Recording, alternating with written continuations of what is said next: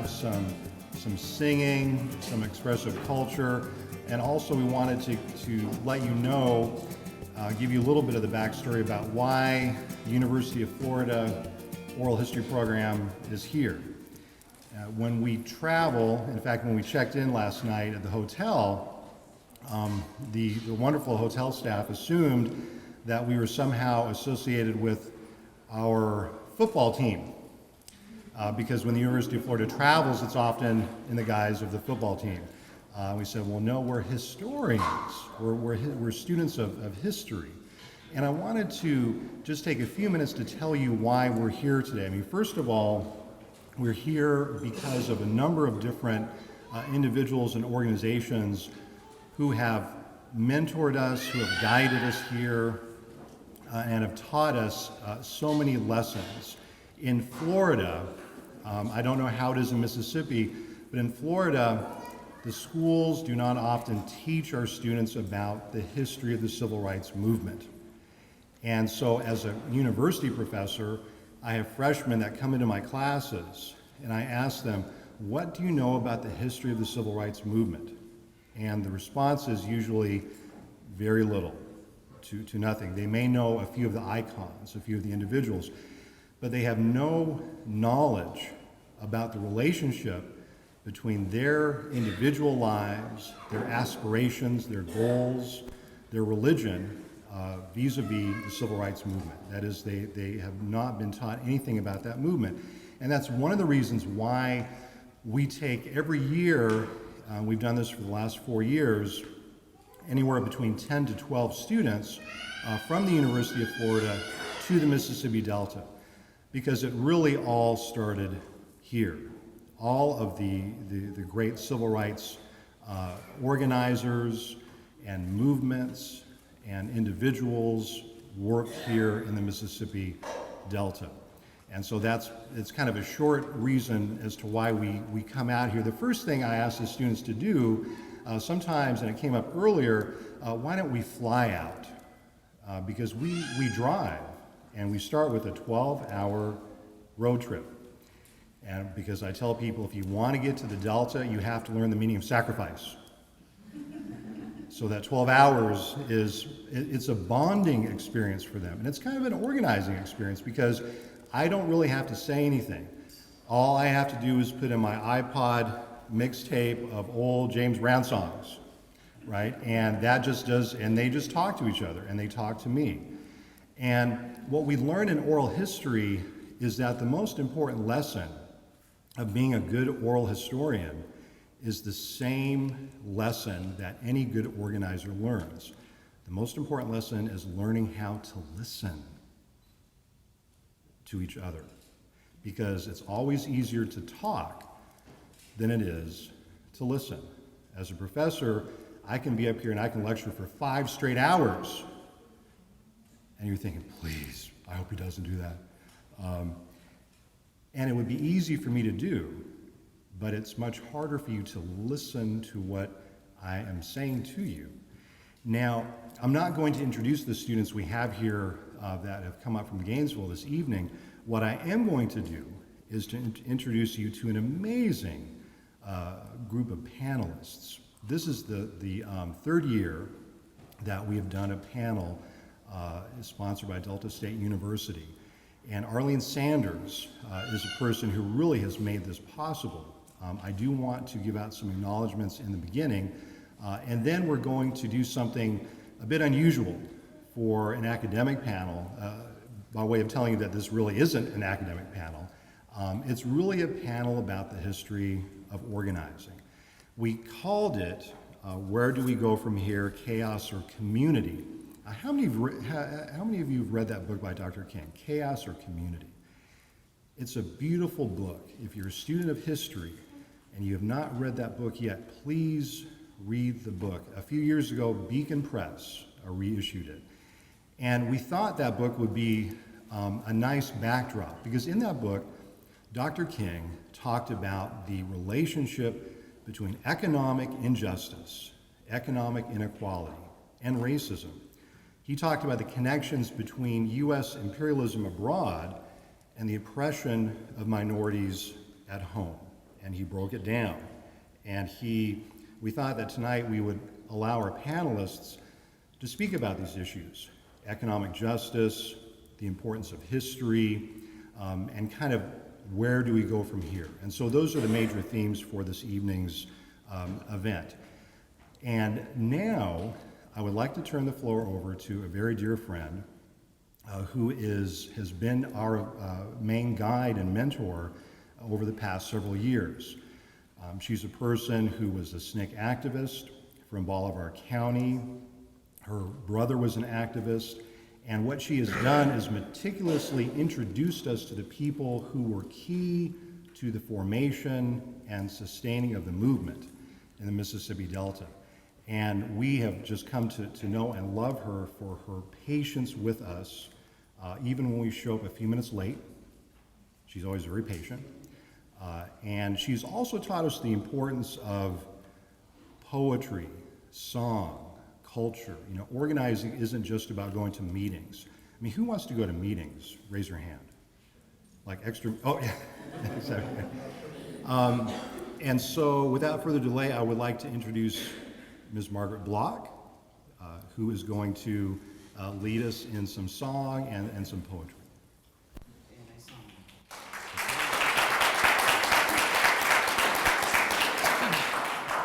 Actually, I didn't come out here to sing. I'm a tag along tonight. But I want to do one of my favorite pieces of poetry before I sing this little light of mine. And it's called Pecking Order. There seems to be a pecking order in place, but the trouble is the ones pecking on top seem to be pecking in the wrong space. Some politicians are like bottom feeders. When we get them elected, they no longer need us. They will see you somewhere and won't know your name, and will treat you like a penny that's waiting for change.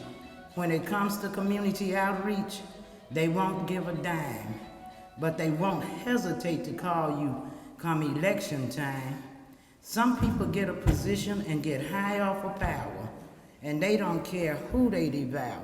They'll set their own brothers up for the slaughter just to be in the pecking order. Now, some preachers call themselves community leaders, but we know their game, and it's called pimping Jesus. They'll preach a sermon that'll go through the roof. Well, the brothers ought to know that Jesus is pimp-proof. They will beg the congregation for their very last quarter just to make an impression on the pecking order. Now, some sisters waste a lot of time just running behind the pecking line. They run around in little cliques trying to figure out some pecking tricks. They'll talk about me and will talk about you. They will tell you things that just ain't true. They will talk about people and they don't even know their name, just trying to play the pecking game. This poem is a warning to our sons and our daughters. Do not get caught up in the pecking disorder. Thank you.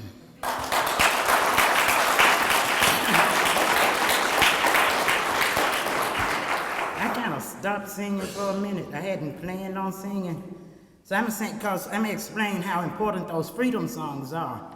We organized, that was the glue that kept the movement together, and it was the most powerful organizing tool that we had, because everybody could relate to music, and especially when you take a church song and change it, and you know, for whatever is bothering you.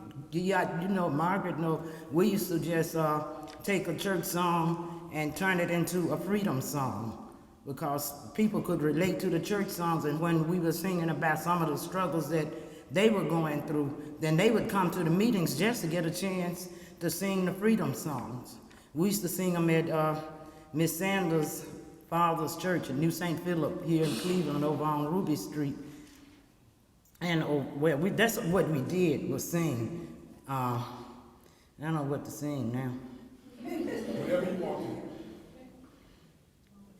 to. Ain't gonna let nobody turn me round, turn me round, turn me round. Ain't gonna let nobody turn me round. I'm gonna keep on a walking, keep on a talking. I'm marching up to freedom land. Ain't gonna let Jim Crow turn me round, turn me round, turn me round. Ain't gonna let Jim Crow turn me round. I'm gonna keep on a-walking, keep on a-talking. I'm marching up to freedom land.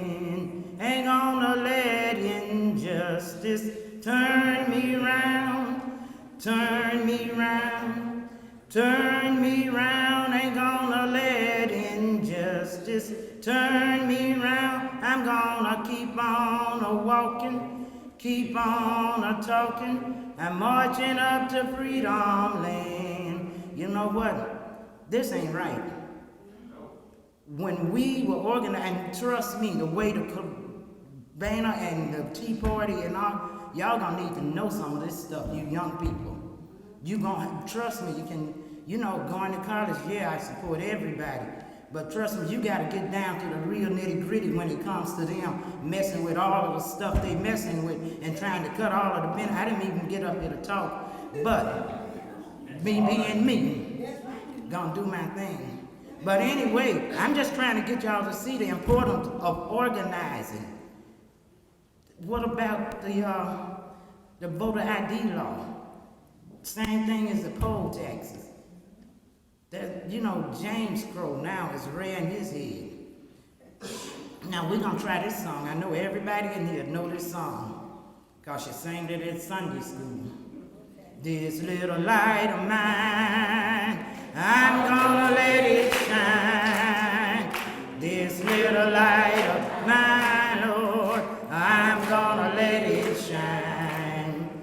This little light of mine, I'm gonna let it shine. Let it shine, let it shine, let it shine. Oh, everywhere I go, Lord, I'm gonna let it shine. Everywhere I go, Lord, I'm gonna let it shine. Everywhere I go, I'm gonna let it shine. Let it shine, let it shine, let it shine. Oh, I've got the light of freedom, and I'm gonna let it shine. I've got the light of freedom, and I'm gonna let it shine. I've got the light of freedom, and I'm gonna let it shine. Let it shine, let it shine, let it shine. This is what my testimony. On a Monday, I saw a ray of hope. On a Tuesday, well, I tried to vote. On a Wednesday, well, I went to jail. On a Thursday, they let me out on bail. On a Friday, I had to run this race. On a Saturday, I saw amazing grace. On a Sunday, I heard a voice divine. It said, let your little light shine. This little light of mine, I'm gonna let it shine. This little light of mine, Lord, I'm gonna let it shine. This little light of mine, I'm gonna let it shine. Let it shine, let it shine, let it shine. Well, tell Haley Barber that I'm gonna let it shine. Tell Haley Barber that I'm gonna let it shine. Tell Haley Barber that I'm gonna let it shine. Let it shine, let it shine, let it shine. Thanks.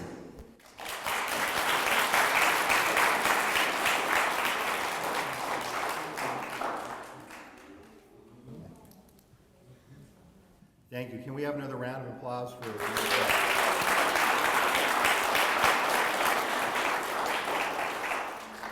At this time, I'm going to ask our distinguished panelists if they wouldn't mind taking a seat, and I'll be introducing them in a few minutes. Before that, I do have some acknowledgements. I mentioned in the beginning the organizations that really sponsor and guide and mentor our students here. One of the critical organizations that's worked with us for years is organization, the Sunflower Civil Rights Organization. In 1994, the summer of 1994, I met Dr. Stacy White, and I met her through interviewing her parents, Dorsey White and Bernice White, who were very active in the civil rights movement. And in subsequent years, Stacy asked me to come back and to do some oral history work. And we're really here at her invitation in the Delta and at the invitation of the Sunflower County Civil Rights Organization, among other groups. We're very honored this evening, Margaret Kibbe, who has been an activist here for many, many years, Student Nonviolent Coordinating Committee. Margaret has agreed to give a welcome on behalf of the Sunflower County Civil Rights Organization. Margaret, would you like to?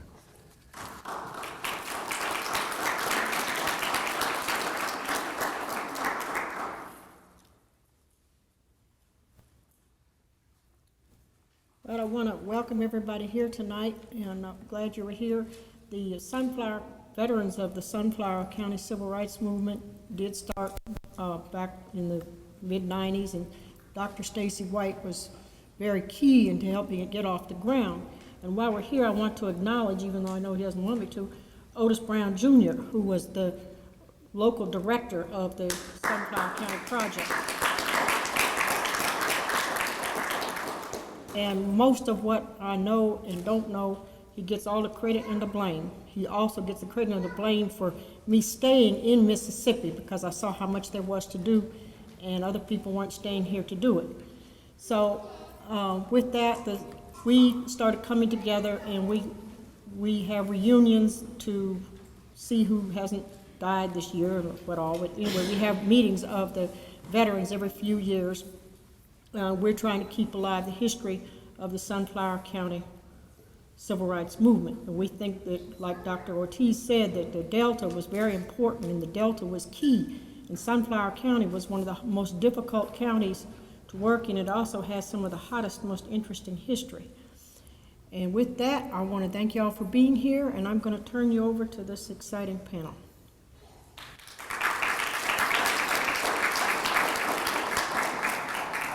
Thank you, Margaret. Obviously, we could not be here this evening without the institutional sponsorship of Delta State University. This is a relationship that we deeply, deeply value. And I'd like to thank and welcome the person who really makes it possible for us to be here in this wonderful space and room tonight, Professor Arlene Sanders. Please welcome her.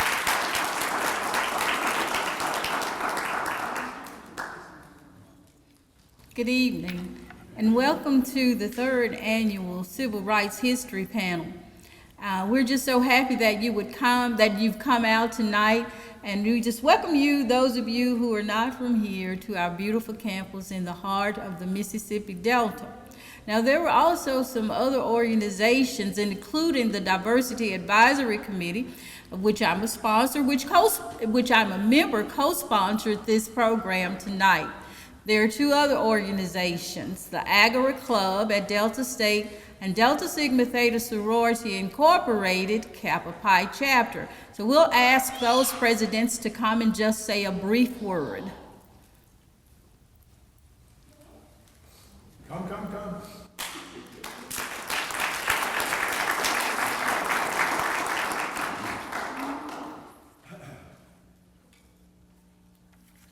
To the student body, faculty, staff, and all our special guests, welcome. We are delighted to have you here to participate and share in the Mississippi Delta Civil Rights Lecture hosted by the Agora Club. Thank you for coming. The Agora Club is committed to actively promote political awareness, including international, national, regional, state, and local politics and policies through lectures, films, panel discussions, informal presentations, debates, and social interactions. So prepare yourself to be challenged, excited, and inspired. I want to say once more on the behalf of the Agora Club, welcome. It's a pleasure to see you here.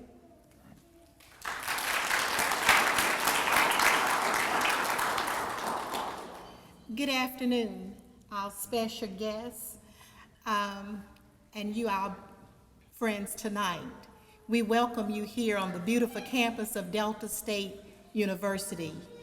On behalf of Kappa Pi chapter of Delta Sigma Theta sorority, we again welcome you, and what we do is bring about awareness, political awareness, economic development, and this is the place to be to get all the information that you need for the upcoming days. Again, thank you for coming. To my very special friends who promised me that they would be here, thank you so very much for coming out tonight. Good evening.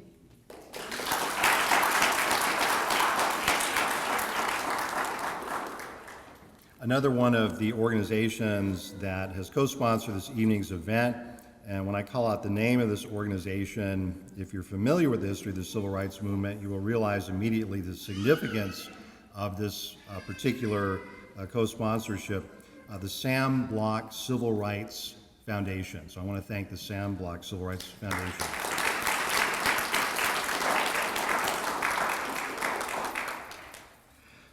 Now I'm going to introduce our panelists, and for those who have just come in recently, the title of the third annual Civil Rights History event is simply Civil Rights History. Where do we go from here? So we want to talk about the past. I mean, historians like to talk and think about the past. But we also want to think about the relevance of the civil rights movement for our own time, not only now, but in the future, and as several speakers have already alluded to, in the very challenging times ahead. We are moving into a very challenging period in American history, and tonight we want to think about the importance and the relevance of the history of the civil rights movement to the days that we live in right now. Before I introduce our distinguished panelists, I do want to say a few things about the format for this evening's event. What we'll do is I'll introduce the panelists, and then they will speak for about 15 to 20 minutes each. I'll be the timekeeper at that point, and I'll give you kind of a 5-minute gesture and then kind of a 2-minute wrap-up, if that's okay. And then we'll hold our questions so that we can kind of get through the 3 presentations. We'll hold our questions to the end, but we will reserve time for a question and answer period, because we really want to get into dialogue. And once you hear these 3 wonderful presenters, you're going to have questions. But we'll do that after they give their presentations.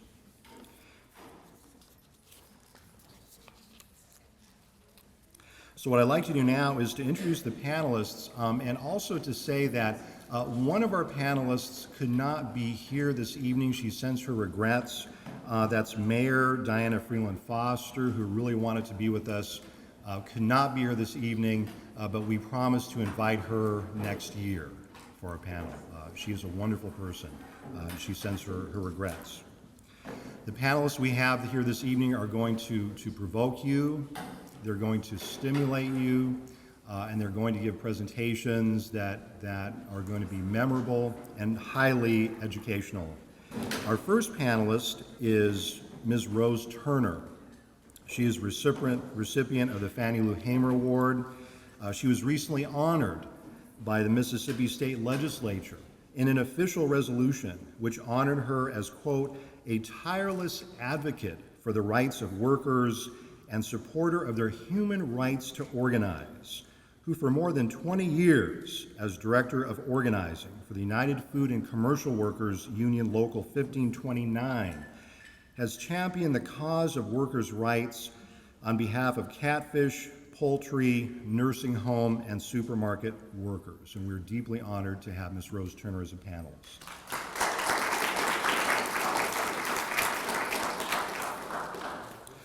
Our second speaker this evening will be a very distinguished member of the faculty here at Delta State University.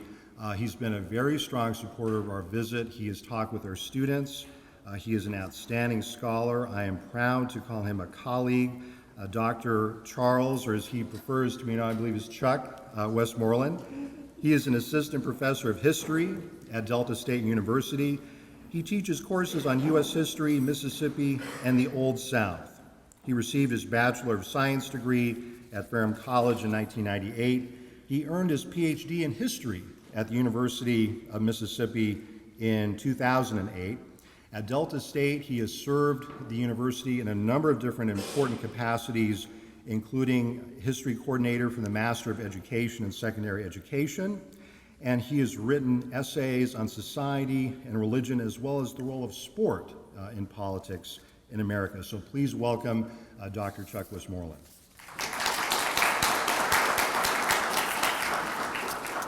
Our final speaker this evening is a gentleman who gave us a wonderful community organizing workshop earlier today. It was just captivating, and I think held us all spellbound in talking about both his own life history as a community organizer, but also his experiences and learning about the power of local people, the power of ordinary people to do extraordinary things. Of course, I'm speaking now about Lawrence Guyot. We're very honored that he flew down here from Washington, D.C. Lawrence Guyot is one of the original members of the Student Nonviolent Coordinating Committee. In 1964, he directed the Freedom Summer Project in Hattiesburg, Mississippi. That same year, he was elected chairman of the Mississippi Freedom Democratic Party. Now, I've taught American history for about 15 years, and I can tell you that the Mississippi Freedom Democratic Party is the most important independent political party in the history of this nation. It is a party that if you're interested in politics, if you're interested in social change, if you're interested in being relevant in the 21st century, this is a political party that you need to know about. And I think tonight, Mr. Guyot is going to speak some about the Mississippi Freedom Democratic Party. We all know who Fannie Lou Hamer was, and that was a very important part of her life work as well. In 2004, Mr. Guyot co-authored Putting the Movement Back into Civil Rights Teaching. I love that title, Putting the Movement Back into Civil Rights Teaching, a resource guide for K through 12 classrooms. He has been featured in documentaries, including Eyes on the Prize, Making Sense of the 60s, The War on Poverty, and Tales of the FBI. Please welcome Mr. Lawrence Guyot. So we'll begin. The speakers will speak in the order of their introductions. So Ms. Turner, we'll turn the floor over to you, and you can either, if you'd like to sit or stand, either way is fine.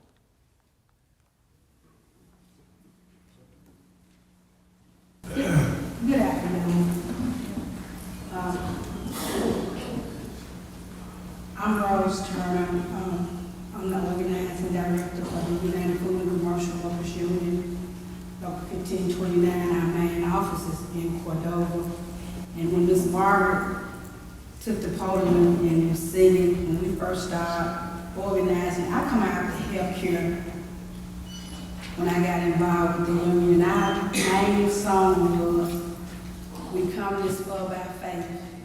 Because at that time, we needed something to relate to, and we was taking care of patients at a convalescent home where we supposed to be giving care, love and care to our patients, which we was, but we asked the caregivers wasn't being taken care. And I can remember so blatantly, what got me involved with the labor union is, it was all of the older ladies that was there.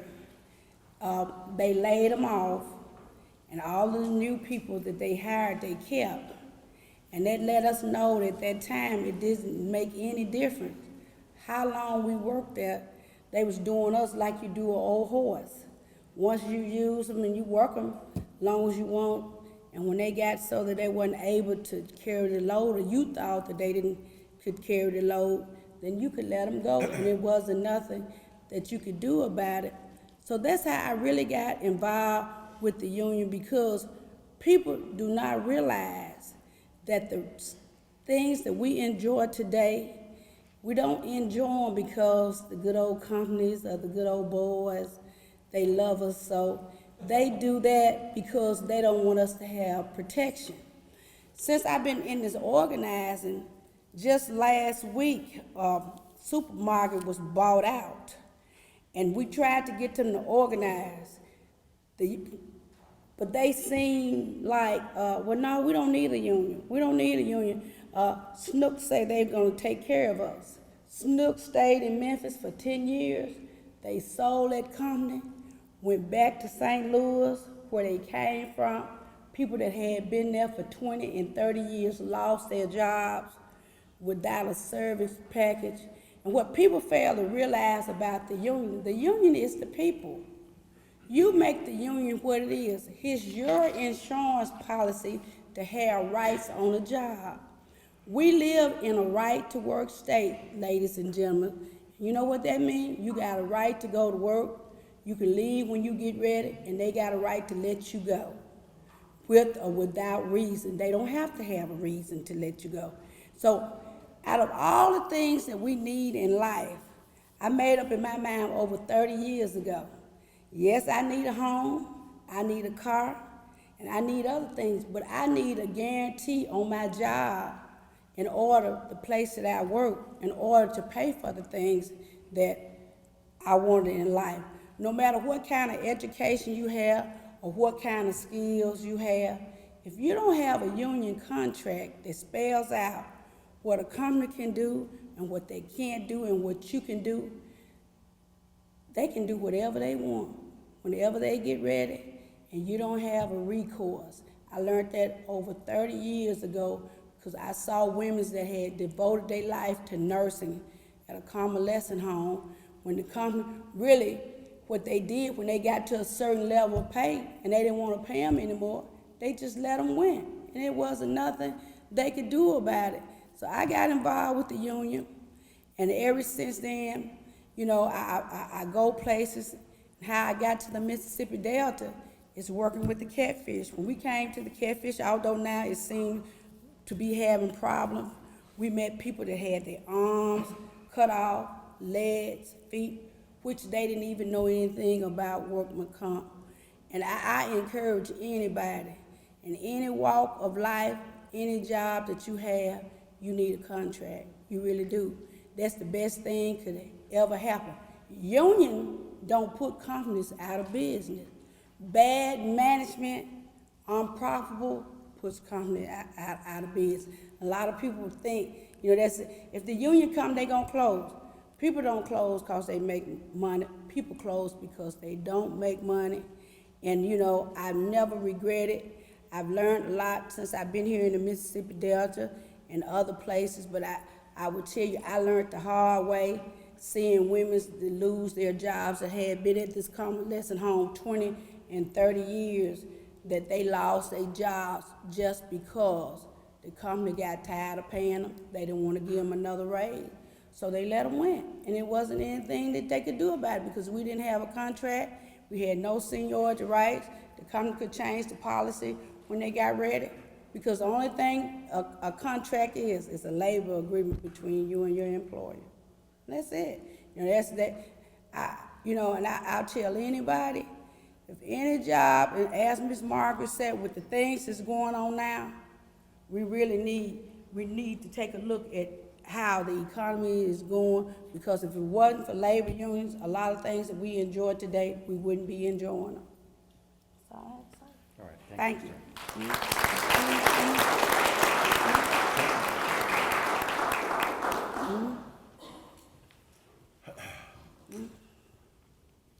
Sorry, I'm a little more comfortable with standing rather than sitting. Thank you, Paul, for inviting me here tonight. This is an honor to be able to speak. I'm speaking as the historian of the group here. How many of you were taught civil rights history when you were in elementary, middle, high school? Okay. How many of you would say that most of your civil rights education consisted of learning about Martin Luther King? I'm in the same group.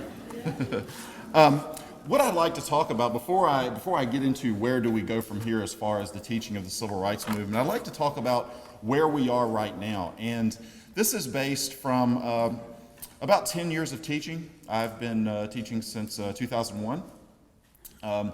And recently in my survey courses, meaning my freshman level courses, I took a survey of students to see what they knew about the civil rights movement and just to get a sense of what they had been taught over the years.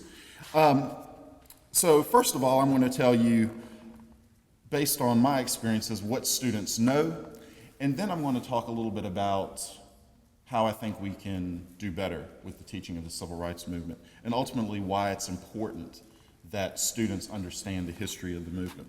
First of all, in terms of what was the purpose of the civil rights movement, students seem to have an awareness that the civil rights movement was a movement to end legal discrimination in terms of segregation, voting disfranchisement, many of the rules that were designed to keep African Americans from voting, that this was an organized effort in which supporters of civil rights, black and white, they organized, they protested, they marched to end discrimination and take down the system that we call Jim Crow.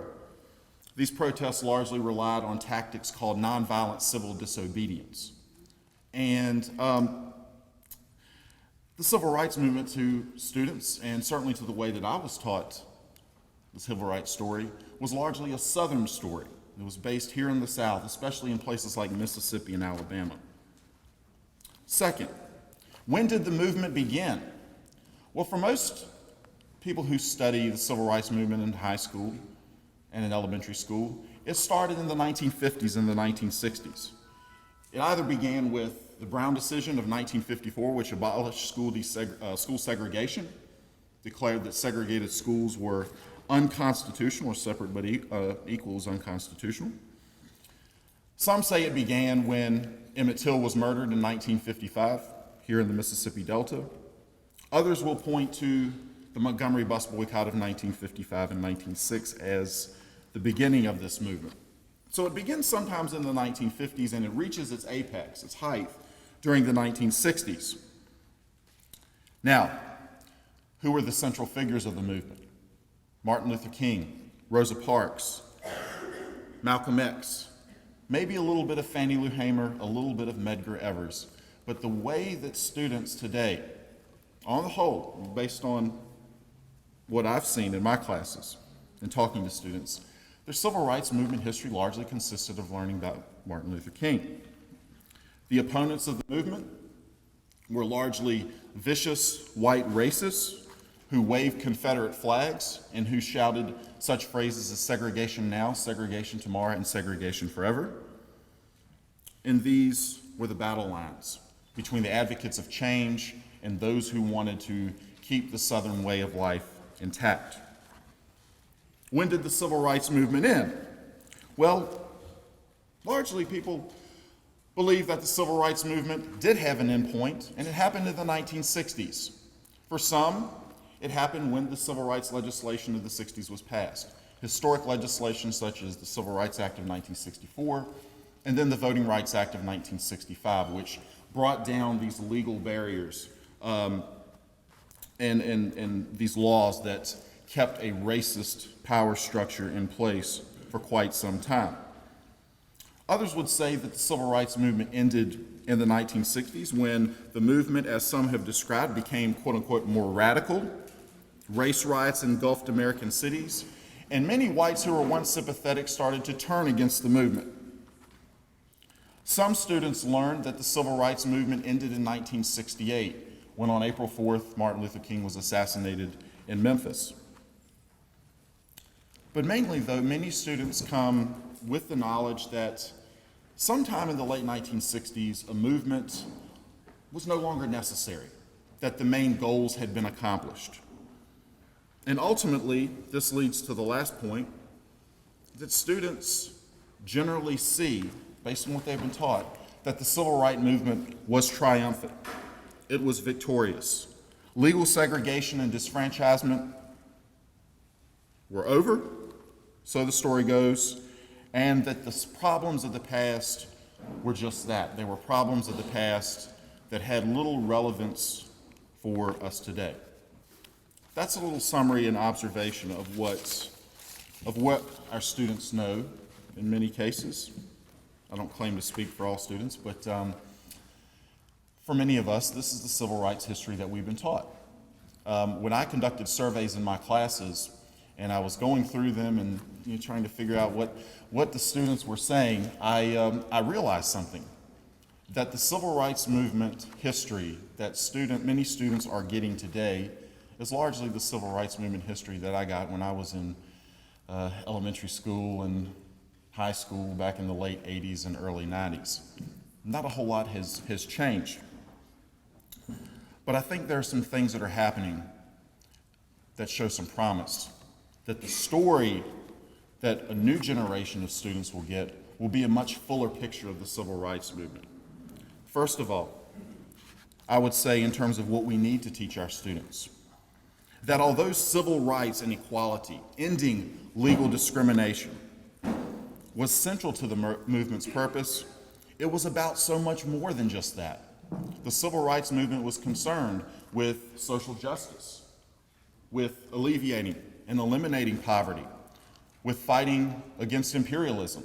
The civil rights movement was a broad spectrum in terms of what it wanted to accomplish. In voting, in integrated schools, and many of the things that we associate with the dramatic battles of the civil rights movement, they were not simply ends in themselves, they were means to an end.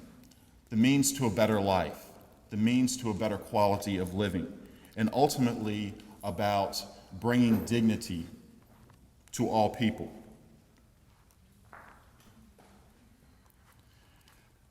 Now, one of the things that I try to emphasize to my students in class is that African Americans did not just start struggling for equality in the 1950s and the 1960s. That's one of the biggest misconceptions that I think a lot of students have, is that all of a sudden there emerged a new group of people who are going to fight for the rights of African Americans and for all minorities. African Americans have been fighting for rights well before the 1950s and 1960s. And so really what I try to stress to my students is that the civil rights movement that we think of as being centered in the 1950s and 1960s has a much longer history. It goes back. Some people take it all the way back to 1619 when first Africans were brought to this land. But it certainly goes back, I think, to the late 19th century when African Americans in places like New Orleans and Atlanta boycotted segregated streetcars. Many students typically know of the Montgomery bus boycott, but the bus boycotts of the late 19th and early 20th century are stories that have not been told. And it's important that we tell those stories so we can see that these developments, this strong, vibrant movement that emerged in places like the Mississippi Delta in the 1950s and 1960s, there's a long history behind that. There's a long tradition to organizing. We can take it back to the founding of the NAACP, 1909, the anti-lynching campaigns that took place in the 1910s and the 1920s, and certainly during periods like the Great Depression, when African Americans and whites came together in many labor organizations to make things better for poor and struggling people during very difficult economic times. And then also the veterans of World War II helped lay a foundation for civil rights struggle in the 1950s and beyond. So it's important, I think, that we learn to stretch the history back and not to confine the civil rights movement, the civil rights struggle, to just a short period of time. Now, the Martin Luther King focus.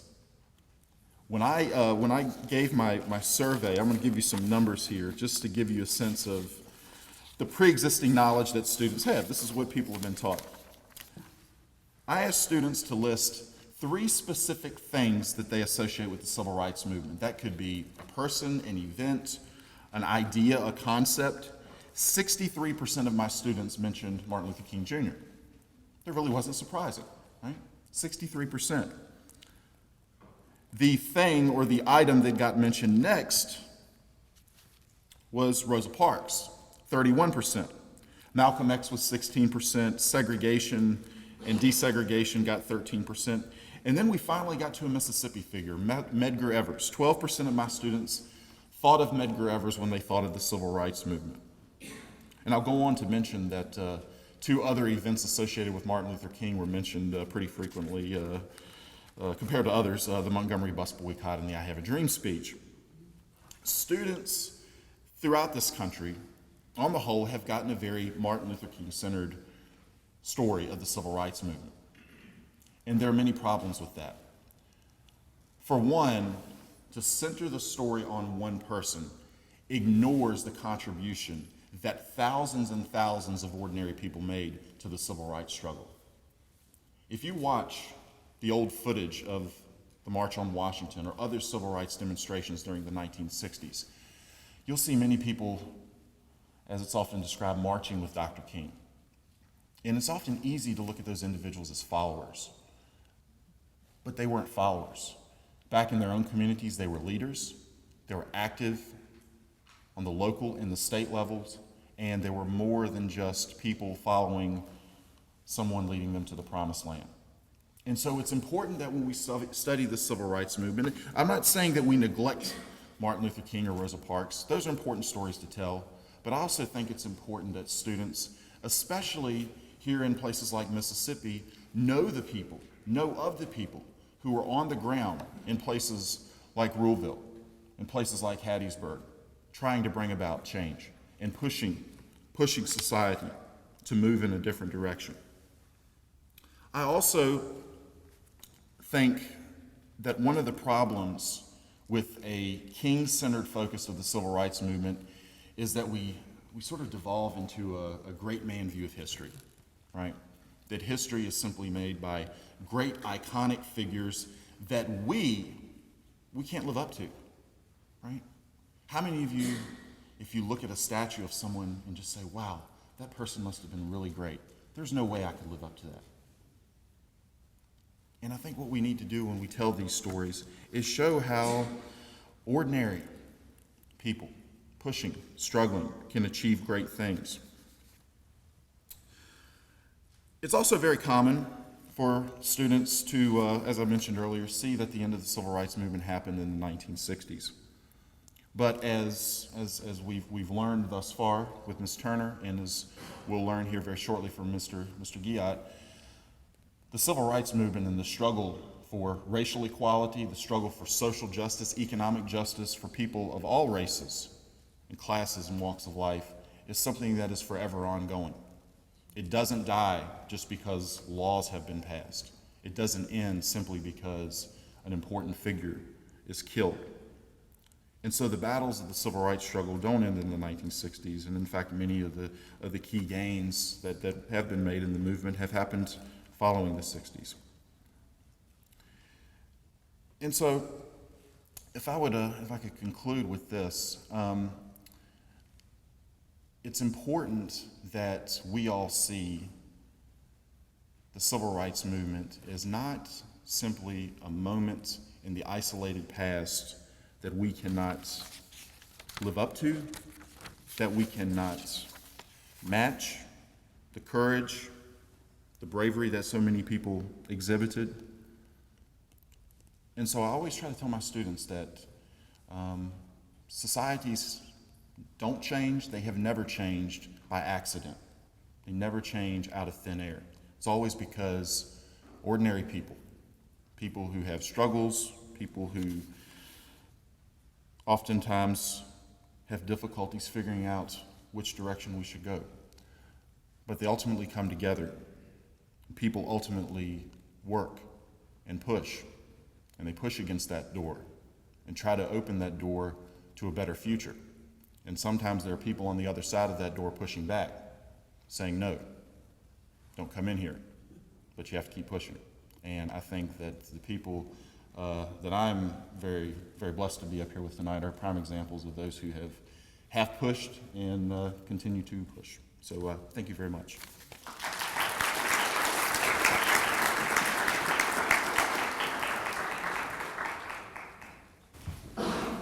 My name is Lawrence Guyot. My telephone number is 202-332-5157. I brought this book to Mississippi. We spent 3 years writing this book, putting the movement back into civil rights teaching. And I got Susan Glisson to agree to distribute it free of charge to teachers. And from that began a movement that passed a law, Law 2718, which allows any town or any county to teach its civil rights history in the public classrooms in graded classes. Macomb, Mississippi bombed more churches in 1964 than any other 10 cities. If you go to Macomb today, you will find black and white people, students, descendants of the NAACP and descendants of the Klan in the same room, in a curriculum that was funded for $1 million by a special grant, and then they were continued for $2 million. Those kind of grants don't get that. I want to say to you, ladies and gentlemen, that, well, first of all, let me backtrack just a second. I want to thank everyone at the university who was part of sponsoring this. Because these kind of meetings are usually sponsored by one teacher or one department. There's a universality here, and I'm very proud of that. I'm an old man, so I do whatever I want, you understand? I also want to recognize some people in the audience. I'm not interested in whether or not they've been recognized before, but I'm going to recognize them. Okay. Otis Brown is one of the best organizers I've ever known. That little lady back there, Stacy White, follows that same accord. She's here at the university.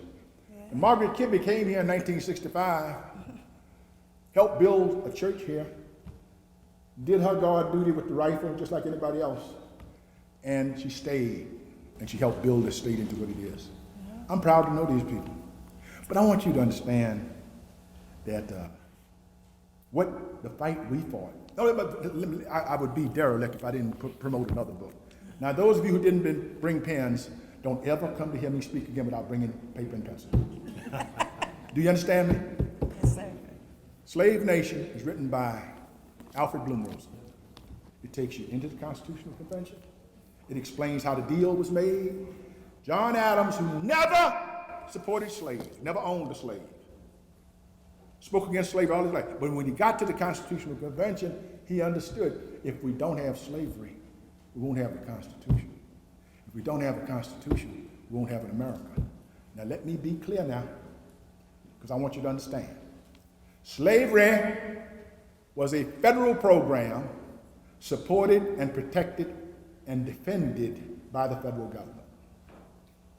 Number one, there was the 3/5 compromise written into the Constitution. The 3/5 compromise meant that black slaves on a plantation, 3/5 of them were counted for, as it relates to congressional representation. They couldn't vote, but they could be counted. The majority of people in the Congress in 1800 were from slaveholding states. And there was a great election between Jefferson and Adams. In the Electoral College vote, they came out even. So it goes to the House of Representatives. Guess who won? Jefferson supported slavery.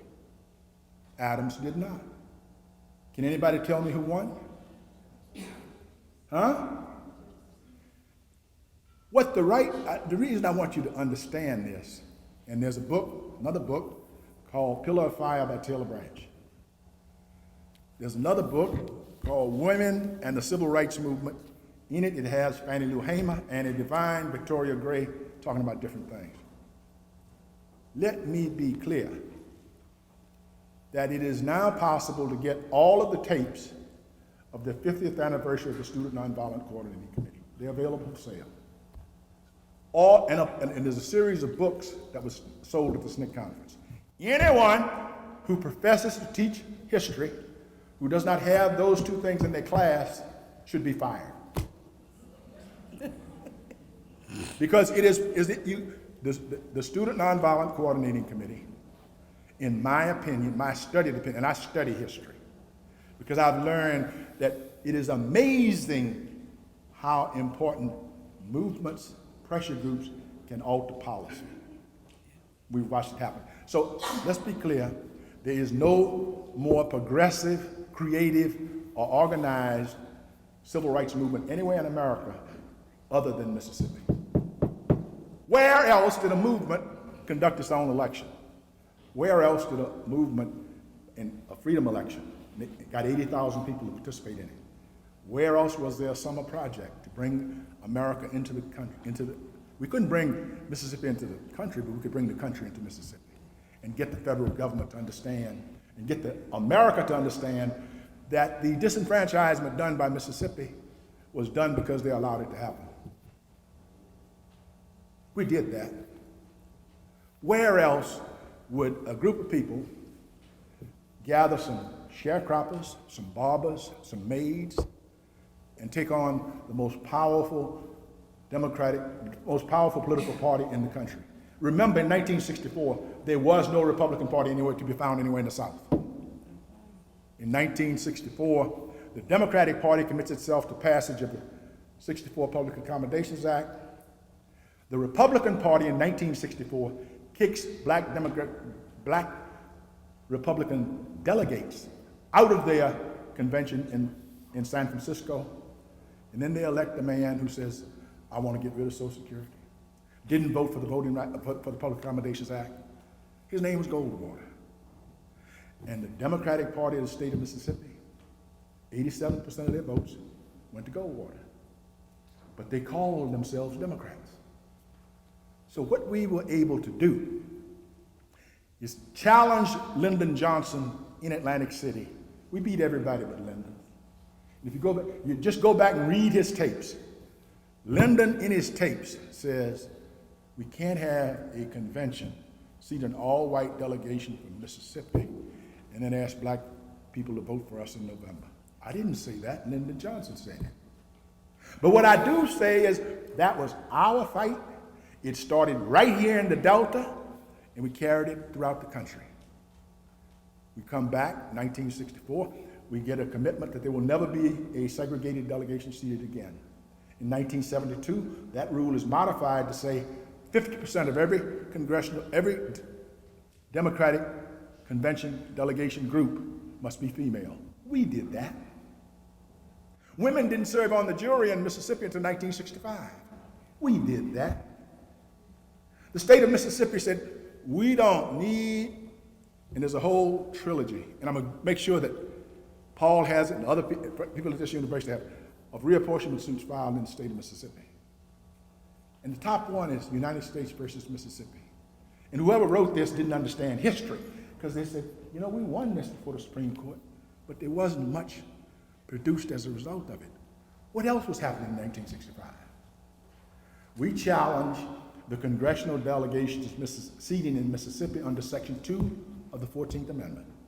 Section 2 of the 14th Amendment is very, very clear. It says if you deny black people the right to vote, your representation in the House of Representatives will be diminished. Hello? And that's 149 congressmen agreed with us.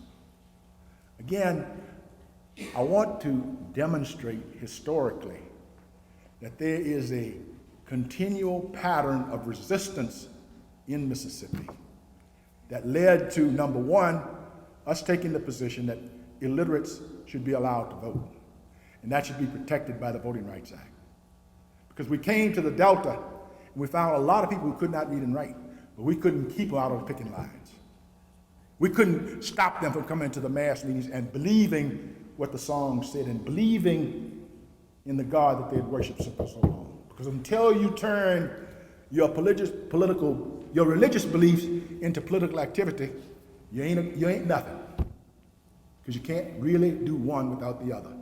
I tell my good Christian friends, Christian and Muslim friends, and they talk about how they believe, and I said, look, let's be very, very clear. Everything that your religion teaches you, feed the hungry, clothe the naked, visit those who are bound without, it doesn't say find out what the charges are first orders. It doesn't say that. But with the moment you start doing either of those three, you enter into the political arena. Sure. If you can think about it, if you can conceptualize it, it is political. There is no exception, and I don't want to, this is too intelligent a group for me to waste any time in asking someone to give me something that's not political. It does not exist. Therefore, we have to come to the realization, brothers and sisters, that we now face the greatest danger we've ever faced in America. And by we, I mean non-Republicans. This university is bipartisan. I ain't. I have not made the intellectual mistake of assuming that the Republican Party is an ethical alternative to the Democratic Party. It is not.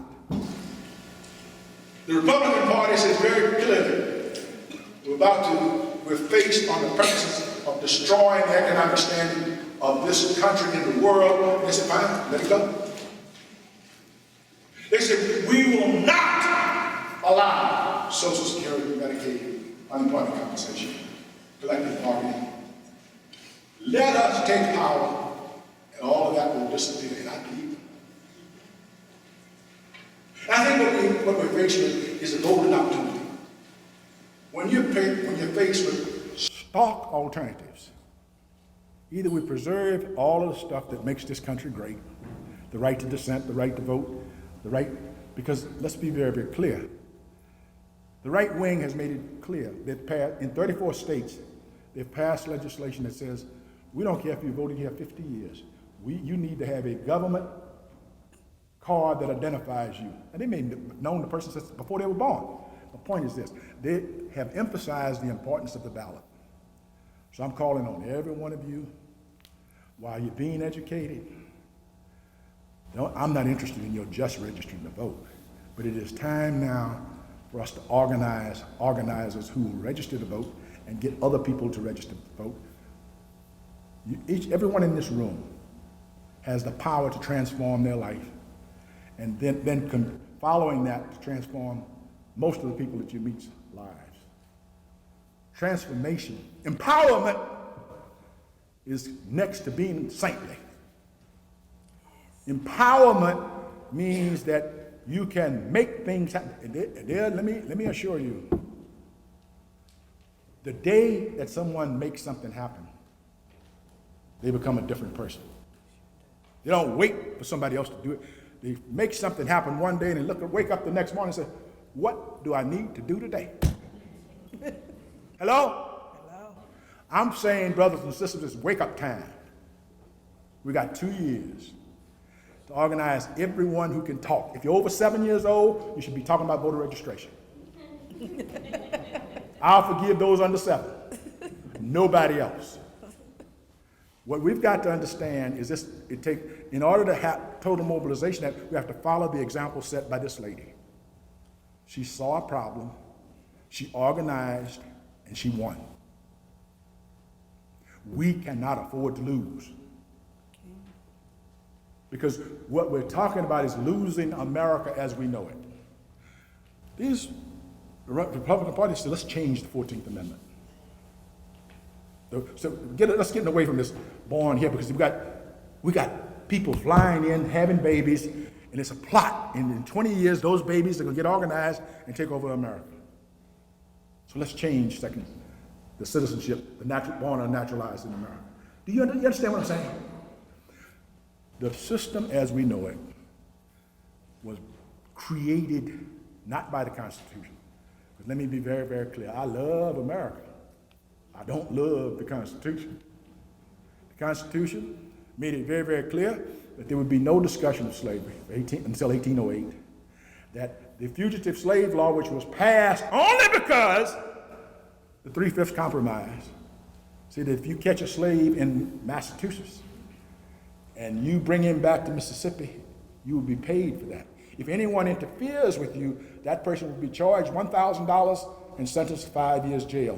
Each town had a magistrate to implement the fugitive slave trade. If this gentleman said, I am not a slave, he did not have the right of habeas corpus. He could not testify in his own case. And I, as the sitting commissioner, have a choice to make. If I find that he is a slave, I'm paid $10. If I find that he's not a slave, I'm paid $5. Hello? That was the law. And it had the full backing of both the Constitution and the federal government. So let's be clear. We have seen. I'm part of those people. I'm a humble old man, but I'm part of those people who changed the world. And it's time for it to be changed again. Amen. And I shall not be forgiving of any of you if you don't practice the religion that you pretend to believe and start organizing people. I'll tell y'all a story. There was an old man who thought he knew as much as I know. And he would gather in public meetings and he would answer questions, and he would talk. He would tell people stories. He told them stories about a scorpion who asked a man to get him across the river. And the scorpion told the man, I will not bite you, because after all, it's in our mutual interest, and I want to get across the river, and you want to get across the river. And as soon as the man's foot hit the ground, the scorpion bit him. And the man said, I thought we had a deal. He said, but you knew I was a scorpion on the other side of the river. But see that girl there, this gentleman right here, they got together and said, we're going to trick this old man. So they put a bird in their hands, and if he says it's alive, we'll crush it. He says it's dead, we'll open our hands and let it fly away. So they asked the old man, is it alive or is it dead? And he said, it's in your hands. I'm through.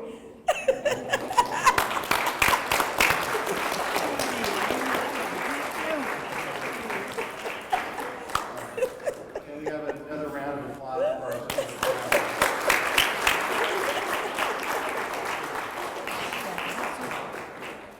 We're going to move to the question and answer and dialogue part of our session tonight. I'm going to mention a couple of things. We are filming this evening the panel and the event, so that we'll have a record for posterity's sake.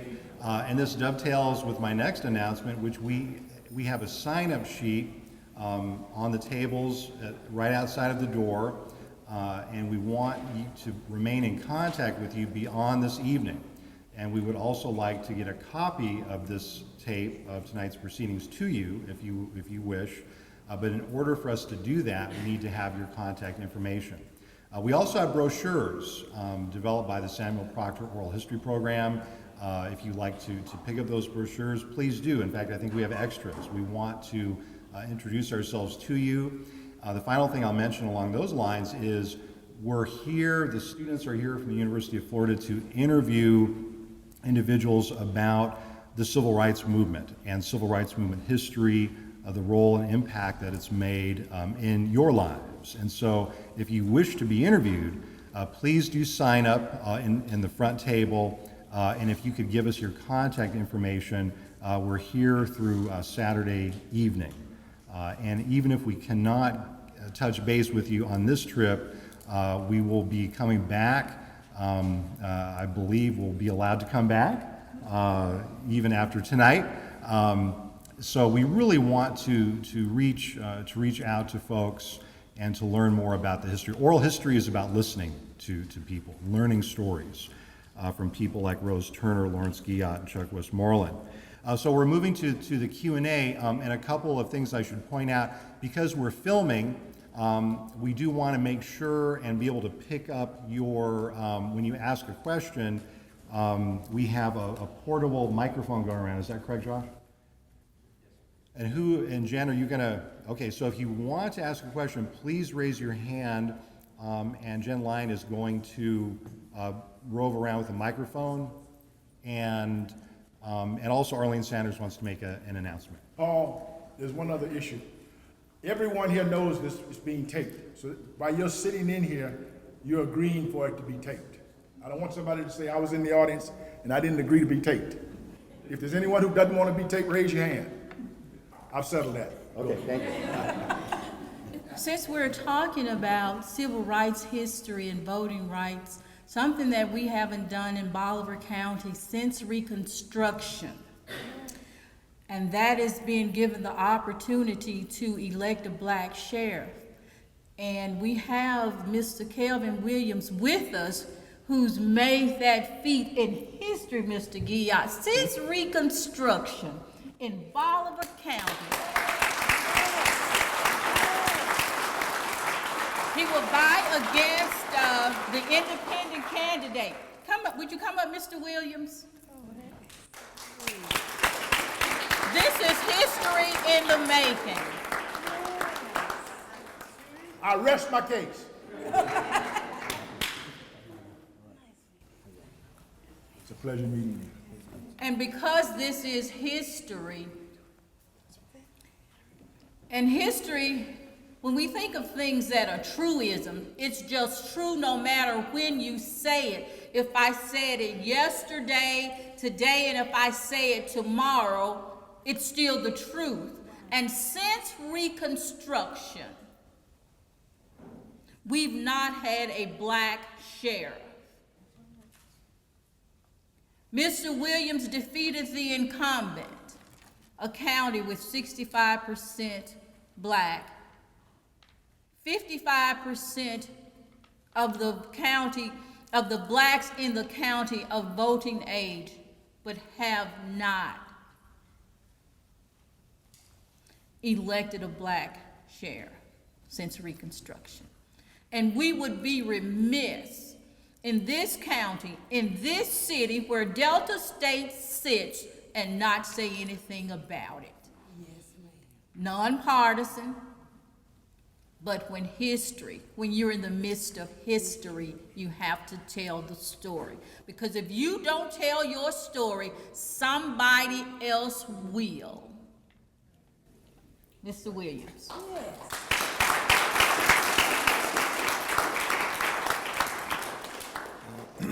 Thank you very much, Ms. Sanders, Dr. Sanders.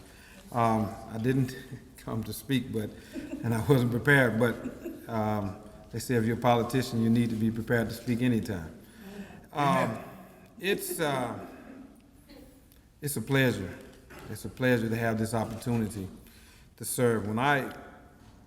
To my young people, the one that's here, the biggest thing is opportunity. The doors of opportunity is here for you. If you listen to people say, no, you can't do it. If you listen to people say you shouldn't do it.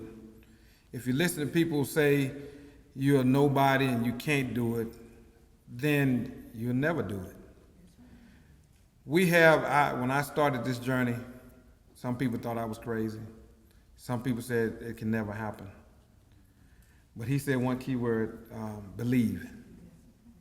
You have to believe that there's opportunity for you. I have a wife that's here. She works here at Delta State. I want to acknowledge her, Ms. Glensine Williams. She teaches here at Delta State.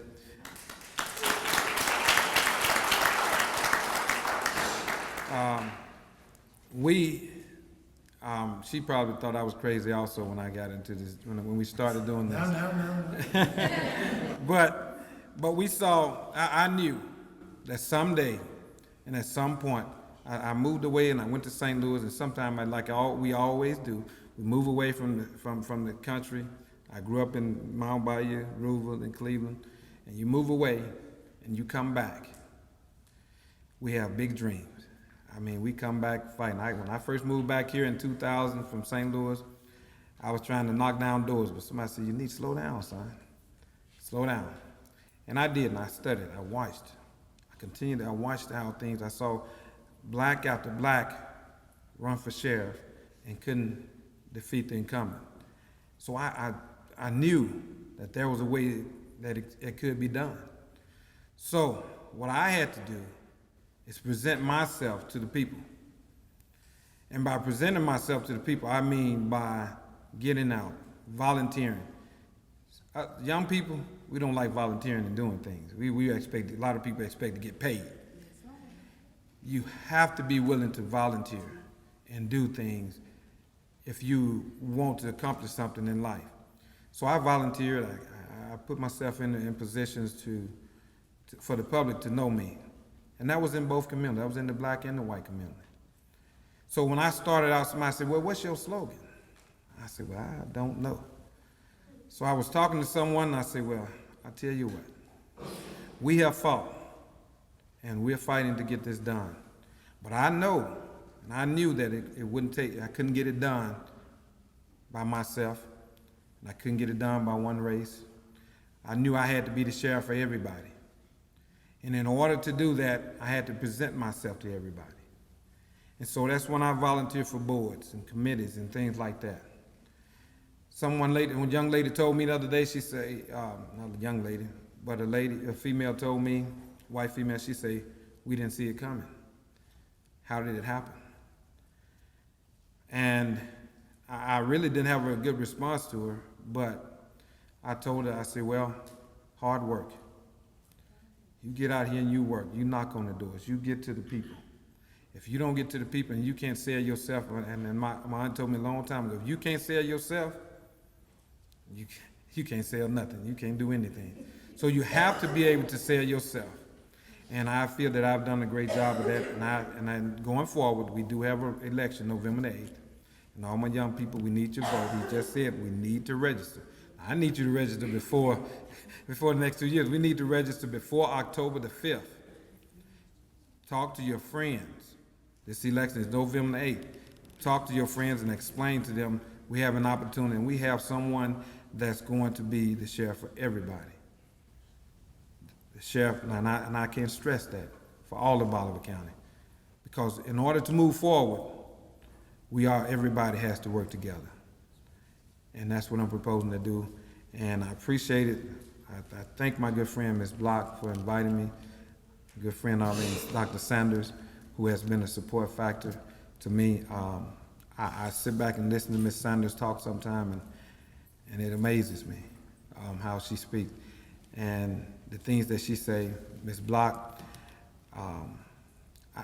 she just gave me a book the other day, and it said, what would Martin say? What would Martin Luther King say? I haven't finished reading it yet. But in my tenure, and he said, Mr. Doctor, he said it earlier about Martin Luther King, and I kind of grew up in that era, and I moved back here. I had hair then when I first moved back here, and people say, "Well, you look like Martin Luther King. You kind of favor him." And so I started out doing his "I Have a Dream" speech, and I would go to different Black History programs, and I would recite that speech over and over and over again. And that was an instrument to me to be able to follow my dream. See, people thought I was crazy when I said I'm going to come back to Mississippi. I thought I would retire in St. Louis Police Department, but I ended up moving back before then. But people thought that I was crazy when I said that I have a dream, and I told a lot of people that I would be sheriff. I want to be sheriff for Bolivar County. And it's almost there. We're almost there. We're one step away. We've accomplished a major task, and we're part of a historic moment.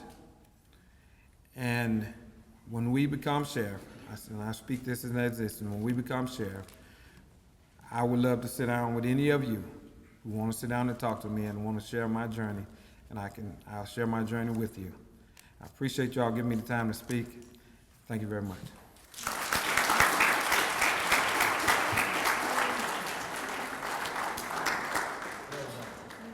We do have voter registration applications outside. We are doing a voter registration drive, Kappa Pi chapter, Delta Sigma Theta sorority. So if you are not registered to vote, on the table, there are some applications. I think it's safe to say that one of the things we've learned so far this evening is that history isn't just something that happened a long time ago. The message tonight is that history is something that we can make now, and it's something that we can make into the future. So again, just to remind you that we're videotaping tonight's program. Jen Lyons is going to be circulating with a microphone. If you would like to ask a question of our panelists, please raise your hand and Jen will make her way towards you. But please address your question into the microphone so that we can have it recorded. And I believe, Arlene, we have the room until 8:30 and then we have to be out. Is that correct? Okay. So we'd like to carry it in perpetuity, but we do have a time limitation. So questions for our panelists?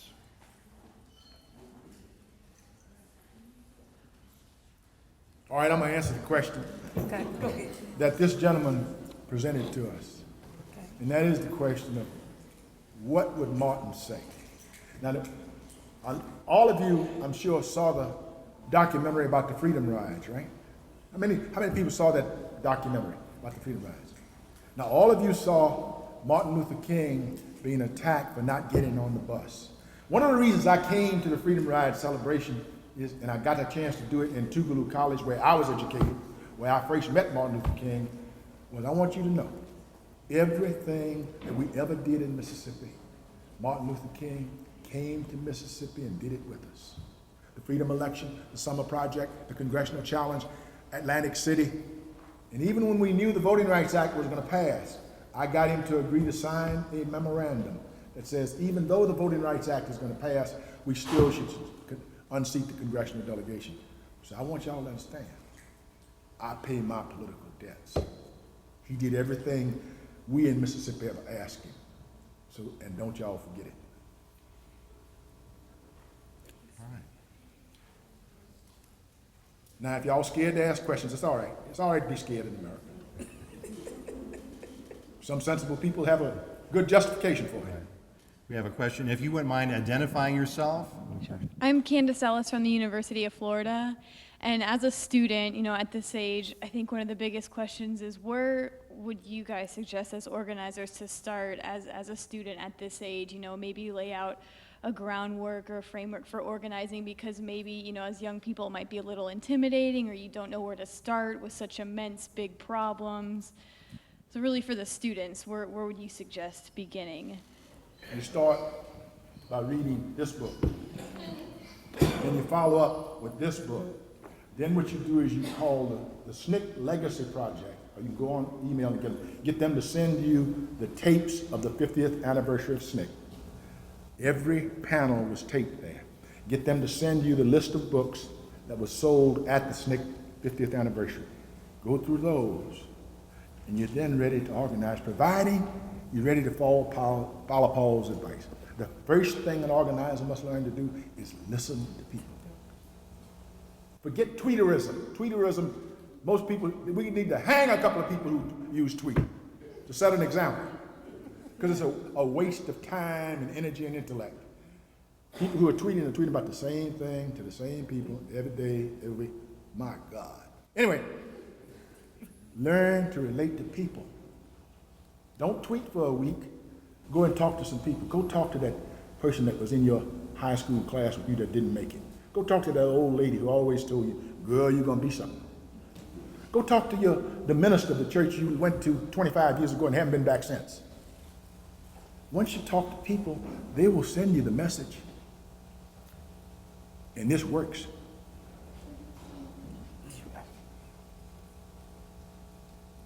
Now, it's all right to be scared. I understand the rest of y'all are scared. It's all right. I want you to be comfortable in your fear. It's all right to be afraid. Nobody can stop you from being afraid to answer a question. Nobody has the right to interfere with your right of silence, do they?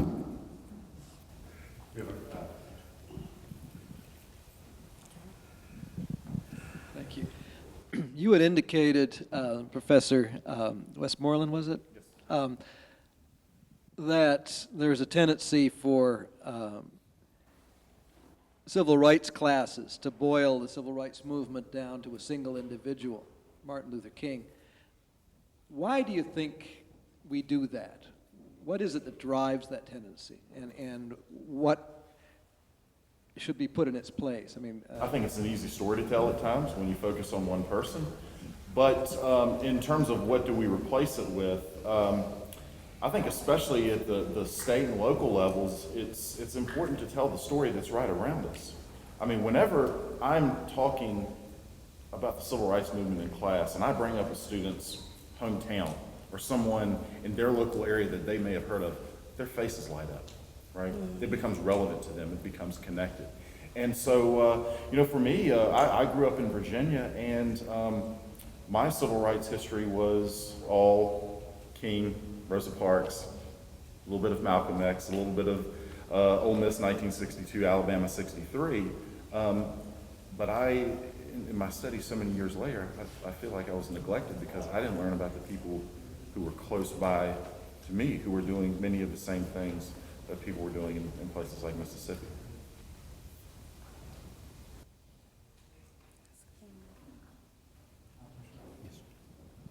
And if you could identify yourself, I'd appreciate My name is Jerry Dallas. I'm here from Cleveland, Mississippi. I'm a retired professor of history.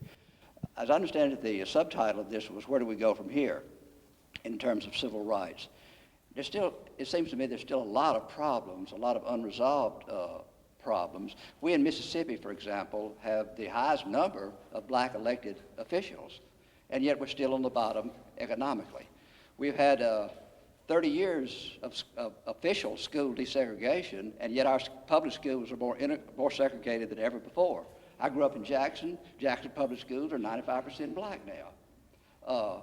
So somehow or another we've gotten off course. I think the dream has not been fulfilled. So where did we go off course, and what can we do to get on the right course?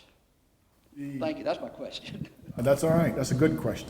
In 1968, the civil rights movement took the position that we're getting out of the civil rights business, we're going into the political arena.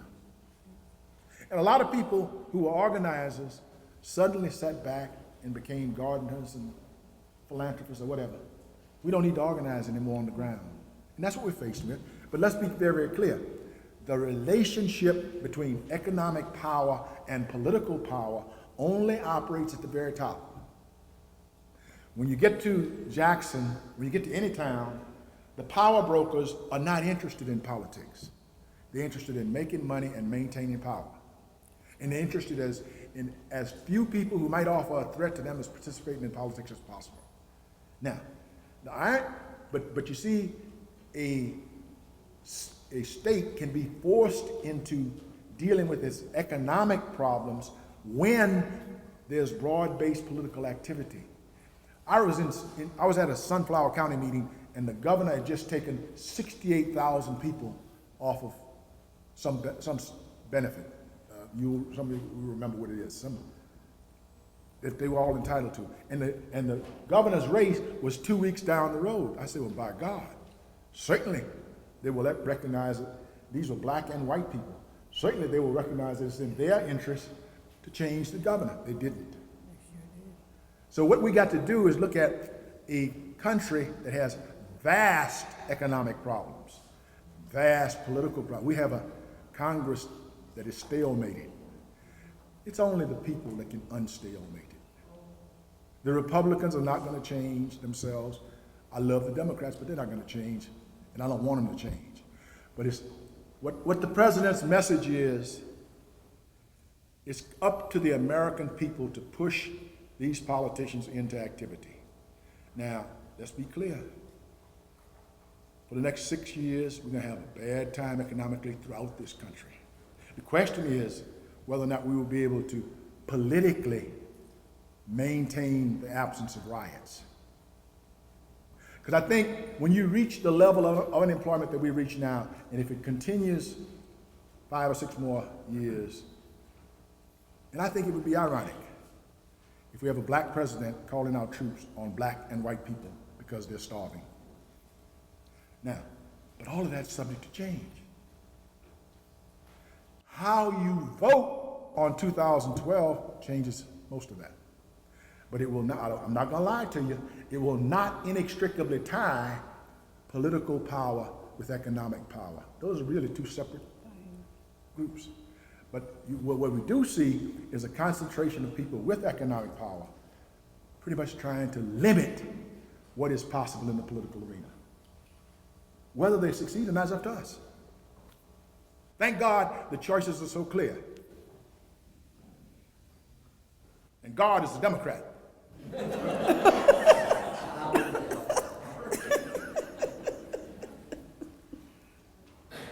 Yes.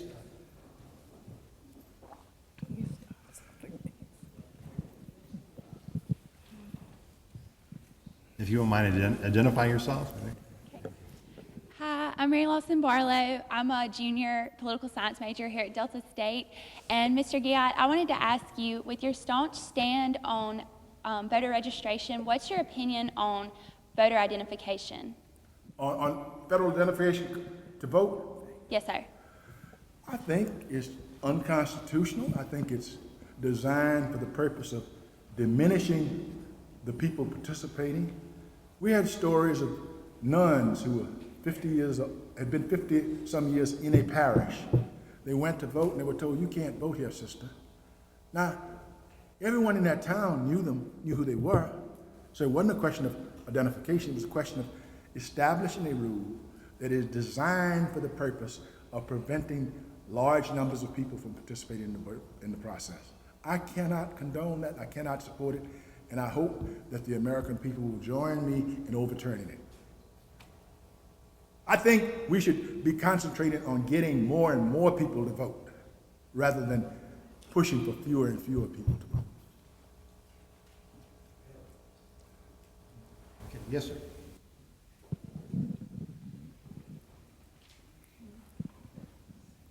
My name Marquay Minton. You gotta speak up, brother. My name Marquay Minton, and I'm a student at Sunflower County Freedom Project. And my question is, what is the most important issue about civil rights of today? I'm gonna let somebody else talk. I can talk all the time. Either one of y'all take that. What is, since y'all forced me, now they forced me to do this now. Young man, I think the most important thing about civil rights today is what is the nature of citizenship?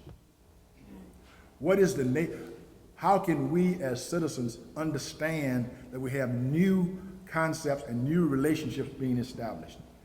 How old are you, sir? 14. When I was 14, if someone had told me that there would be laws passed allowing same-sex marriage, I'd have told them it can't happen here.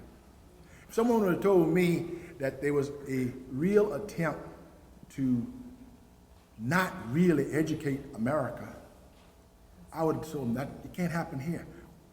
America is 18th in some subject areas and 25th in other, when it comes to international education. We do a terrible job of educating people. So the major questions are going to be citizen participation, the definition of citizenship, the role of the federal government.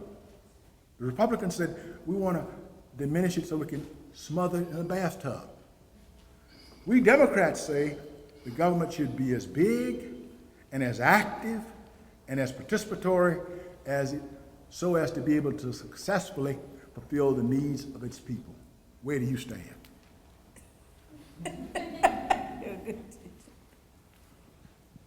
My name is Marna Weston. I'm from the University of Florida. I'm a Democrat, and my question, I guess, is one of frustration, but I direct it to the entire panel. I can't speak for Mississippi, but I read a lot of news in Florida. And in Florida, where we have millions of people that do not have health care, our Republican-dominated legislature has turned back federal funds and refused to accept federal funds. In fact, there will be a Supreme Court case on what's going to happen with the health care money that, the plan being dismantled before it even goes into effect in 2014. We have billions of dollars in federal stimulus money for rails, $8 billion that was returned by our state that refused to even accept it in order to thwart policies from Washington. We have 10.7% unemployment officially, probably 25% unemployment for African Americans if you were really serious in Florida, and yet the Speaker of the Florida House less than 2 weeks ago, a fortnight, and leaders in our state legislature said they will refuse any federal stimulus money on the $447 billion jobs package. Yesterday, the Republican leadership announced that they sent a letter to Ben Bernanke, the Fed chair, encouraging him strongly to no longer attempt to modify monetary policy with any type of stimulus whatsoever. So, as you were saying, we have solutions that could be worked, a president being blocked. We have an entire group of people that are saying no matter what the options that could work are, we're going to stop them. What can we do to stop them when they're in power? And so many people don't read the newspaper and don't know the things I just talked about. One, we have to broaden educational information. We have to push civic engagement in schools, churches, mosques, synagogues. We have to get people to understand the day of the observant non-participant is gone. The fight is too serious. But what you described to me, sir, is secession under another name. Secession is removing a state from the federal government. They've done everything they can but use that word. They won't allow federal funds. They won't service. They won't allow I understand they're also trying to dismantle the Health Care Act in the legislature. Again, the lesson to us is we need to take every office, beginning with dog catcher up to governor. Everything we can win, we must win. The sheriff coming here today demonstrates to us that politicians remember voters. Politicians don't make voters. Voters make politicians. And I don't want us to lose faith, because I can't afford for us to lose faith. I hear what you're saying. I know you. I know that everything you've said is true. And what we must do is use it as organizing material to isolate Florida by itself and say we must do everything we can to not let that happen here. And wherever here is in America. That's the fight. That's the nature of the fight. Young man, see, this is about deciding who gets what. Politics, the beauty of politics is politics determines who gets what, for how long, under what conditions. That's what it is. And I want y'all to get into it. And love yourselves, and love your people enough, and love this country enough to say, we ain't going back. Because they want to carry us too far back.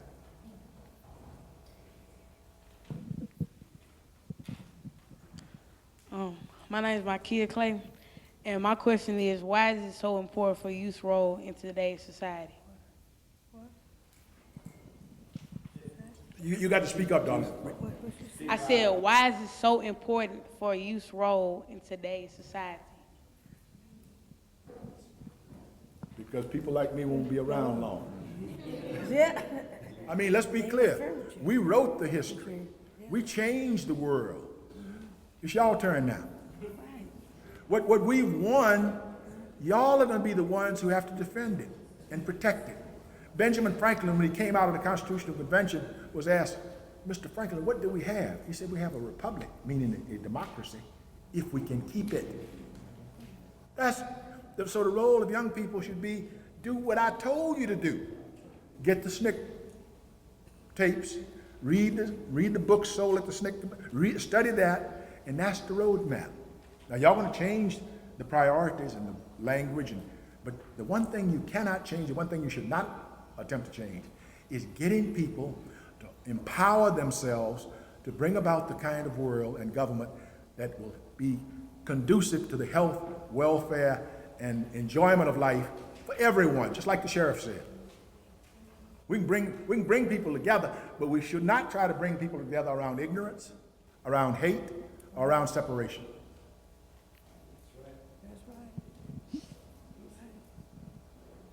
My name is Christian Hannah. I'm with the Freedom Project, and my question is, for you, when did civil rights movement start? When did the civil rights movement start? That's a really good question. It's something that a lot of people disagree on. I argue that the civil rights movement comes out of World War II. African Americans, it's important to note, had been struggling for equality for well long before even World War II or before the 1950s, 1960s. But one of the great civil rights stories that I've ever read and heard about is when Charles and Medgar Evers came back from World War II. They were veterans. They fought in World War II, and they came back to Mississippi and tried to register to vote. And people pushed back against them, tried to prevent them to vote. These were people who had worn the United States uniform, had performed heroic acts serving their country, but they weren't discouraged. And so many veterans, so many people who came out of World War II came back home and said, we're not going to let this be the same country that we left, and we're going to try to change it. Right. And so, I certainly agree with that, but I also want to point out to you, If you read Local People by John Dittmer, he talks about the challenge to Senator Bilbo. And the way it was done, they made it, they wouldn't subpoena witnesses. Witnesses had to volunteer and come and face the senators who wanted to protect Bilbo. 400 black Mississippians showed up at the hearing. And one of the registrars from Pike County argued that, yes, I discriminate against darkies. I ask them questions that 25 of the best lawyers in the state can't answer to the federal government. That's he said. But the beautiful thing is the resistance shown by them. They knew what they were up against, but they went in and they tried to do what was right. And what we must do, each one of us, and I'm glad to see so many people from the Sunflower thing. Y'all a special group. Y'all have asked more questions. Y'all got more courage. The rest of these people are scared, but the Lord loves them too. But now, it is very, very important that your obligation is to, when you see something that's wrong, don't accept it. Don't say, you know, they might not understand me. If it's right, you stand for it. And people will come around to you. Remember when the movement first started? It was 15 or 20 people. And then, as we got more people to understand that if you want to make a better life for your children, you got to get in this movement. And they came and they took it over and it became their movement. Take over and do right. We trust you. Now you live up to our trust.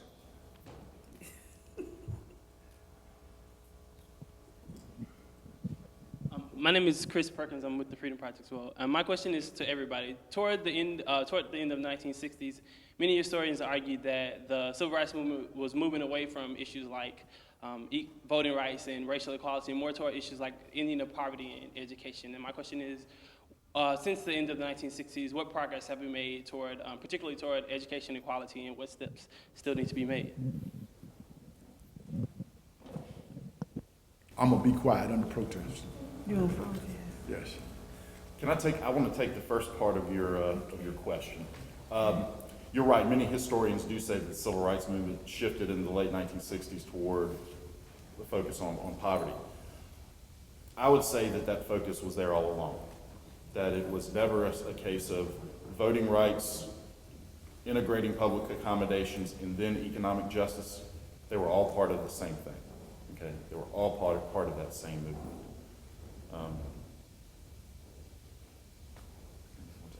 The latter part of this question. No, what was the latter part?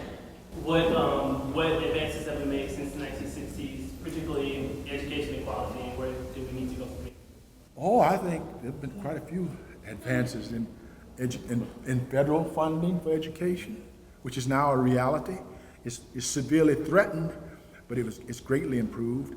I think that Lyndon Johnson put more legislation into actuality that had been dreamed of by the socialists. I heard Norman Thomas speak at Howard University when SNCC was deciding whether or not we would have a summer project. And Norman Thomas came and he said these words to us: you can't win by singing, but you can't win unless you sing. And then he went on to talk about all of the programs they had developed, the 8-hour week, unemployment compensation, Social Security, but FDR put it into law. So let's not look at this as, let's not make two mistakes. One mistake people make, and the right wing wants us to make it, is that the federal government is the enemy. The federal government, my definition of the federal government is it is an instrumentality that allows the facilitation of the expression of all Americans. That ain't no enemy. That's an ally. And remember, God's a Democrat. Now, I like to use my prerogative as the chair tonight to get us to, this is a critical question that you're raising. And Ms. Rose Turner, her work and her life personifies an answer to your question. I mean, she's a union organizer, United Food and Commercial Workers Union. And we at the University of Florida love this labor union. We know it because we last year, we spent a Friday morning interviewing members of this union, catfish workers, heroic women, women who risked their livelihoods to organize a union. And they did it, they told us, not for themselves, but for others, for their sister workers, for their families, for their children, for their grandchildren. And this is part of the work, and I mentioned in the beginning, the title of the panel, Chaos or Community, Where Do We Go From Here? Dr. King ended his life, the final crusade was to travel to a city by the name of Memphis, Tennessee. And why did he go there? On his way to the Poor People's Campaign, the sanitation workers of the city of Memphis, the poorest of the poor, men who could work full-time, 40, 50 hours a week, were still paid so low that they qualified for welfare benefits. Full-time workers could not even pay their families because the city of Memphis had set the wage salaries so low. 2 of them were killed in a terrible accident at work. They were crushed to death by a garbage compactor. They went out on strike. The city refused to bargain with them. Dr. King changed his whole itinerary to travel to Memphis, Tennessee, because he said, all along we've been working on this Poor People's Campaign. It's a great idea. We're trying to end poverty. We're trying to empower poor people. Poor people now are doing it for themselves. They're out on strike. They're saying, we're not going back to work until you recognize this as a union and you give us collective bargaining rights and the right to make a living wage. Rose Turner is the personification of that struggle. And again, last year when we were interviewing the union workers, every day the union goes out with its staff up and down the Mississippi Delta and organizes workers one by one by one. And I think she wouldn't mind me saying this. They probably lose more battles than they win, but they carry on that legacy of the civil rights movement. It's important for us to remember the subtitle of the March on Washington. It was the March on Washington for what? Jobs and freedom. The organizers of that march were labor people, A. Philip Randolph, Bayard Rustin. The women and men who organized people to get to Washington, D.C., and I know that Mr. Guyot remembers this quite well, many of them were African-American trade unionists, many of them from a union called District 65. And they organized the buses and the carloads of people to come to D.C. And when A. Philip Randolph spoke in that podium, he said that civil rights without economic justice is just a slogan. It doesn't mean much if you have civil rights in a society where you don't have the right to a decent job, with decent wages, decent working conditions, the right to unionize. Dr. King, and I'm not trying to have a King-centered narrative, felt that collective bargaining was a linchpin of the civil rights struggle and where it needed to emphasize and move forward on. Does everyone know what collective bargaining is?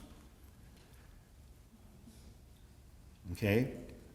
To answer a lot of the questions, where do you go from here, you have to learn about this. In Florida, we have a union of faculty members. I'm in that union. And a lot of times my students say, unions aren't for professors. They're for catfish workers or other people other than us. But it's important to remember the economic component. This gets back to your question, Professor. We have allowed ourselves, I think, in my opinion as a historian, to build an economy that does not serve the interests of the majority of people in the society. And we have got to decide whether we're going to continue spinning our gears and perpetuating the society. And if you travel, you go to pockets of people who live in this country, black, white, Hispanic, Asian American, who suffer from the levels of unemployment that Marna Weston mentioned. Sometimes it's 10%, sometimes 15%, sometimes 30%. At the same time, we have individuals in positions of power who are talking about ending collective bargaining rights in America. Taking us so far back in history, as a historian, I can't even tell you how far back that goes. Except to say now we're talking about Poland, in 1979, where the major struggle was to form a free and independent trade union against Soviet domination. When you talk about ending collective bargaining in American society, my friends, you're talking about tyranny. And anyone who would advocate that position has to really come to grips with that. Now that sounds like an editorial moment, and it is, but I'm thinking here about these rich questions. Where do we go from here? The economic component of this ties into education. Why do I, as a student, if I, as a young person, and I talk to young people every day at the University of Florida, and they say, what is the point of education if I can't get a good job at the end of the day? And if we don't start grappling with that and dealing with that, then our whole educational system is really going to continue to suffer. But this is a person, yeah. Look, this man has interviewed 77 people. I was the number 77. He is continuing the tradition of the Highlander Center. He's continuing the tradition of Ella Baker. And he's continuing the tradition of the Student Nonviolent Coordinating Committee. He understands, and he's sending the message to us. There's information in power. Information is power. And I want to congratulate you, because I think it is very necessary. See, everyone who's in this meeting is going to be asked, what happened at the meeting? And what they really mean is, I didn't miss much by missing it, by not attending. And what you got to say to them is that you heard some good information that you're going to test out to see how true it is. And they should help you do it.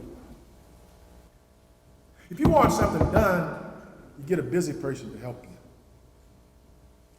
He's a busy man, and I'm proud to know him.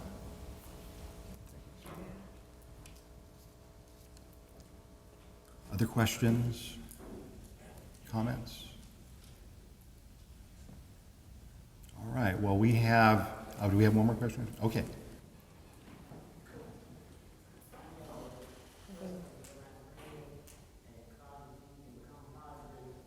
I don't even have to call your name. But I want to know, what do you think of this voter ID that they have it in about 30 states now?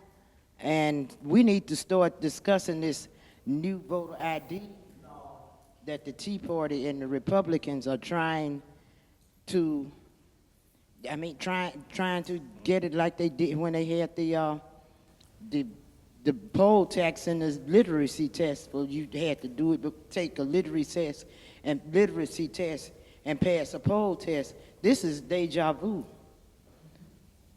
over again. So I just want you to speak a little bit to the young people in the audience, what they can do, because they better try to organize before they end up in James Crow, not Jim Crow, but now it's James Crow, and they better wake up and realize it. So, well, it's James Crow, Esquire. So I just want to know, what suggestions would you have for these young people to form a group? Like, I mean, it's impossible to replicate SNCC, but they need to try. So what suggestion do you have? Who are you directing the question to? You. I call you my compadre. Let me say this. We can leave here with some simple directions. Okay. Number one, recognize the labor union as an example of people who have to organize or they don't eat. There's a direct correlation between the labor union's ability to organize and their ability to keep their jobs. Number two, labor's business is our business. We've got to train ourselves to be involved in issues other than the ones that immediately affect us, because empowerment affects us all. Number two, buy the SNCC books. Buy the SNCC tapes. If there was anything better than that or equal to that, I wouldn't be pushing it so hard. I don't get a percentage on those tapes. But I know they're the most effective in American history. Use them. And don't be afraid of taking on people who are more powerful than you. If anyone, there would have never been a civil rights movement in Mississippi if we thought that Mississippi was going to give up, because it was destined never to give up. Every right that was won in Mississippi was taken by people like you. They were no smarter than you, no more courageous than you, no more patriotic than you, no more religious than you. Go out and practice what you say you believe. Take power and use it well. And don't be afraid of power. People say, oh, it would be screaming. I don't know how I would do if I had power. I tell you what, you'll make many more decisions with power than you'll ever make if you're powerless. And I want to congratulate these group of radicals over here, because whoever's teaching y'all is doing a good job.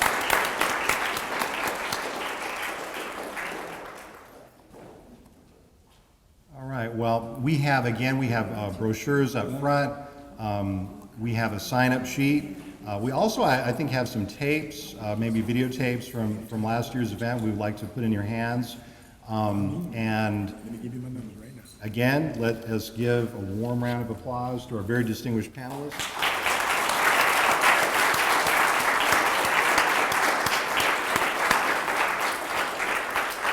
Thank you so much for attending this evening. Let's keep the conversations going and let's organize.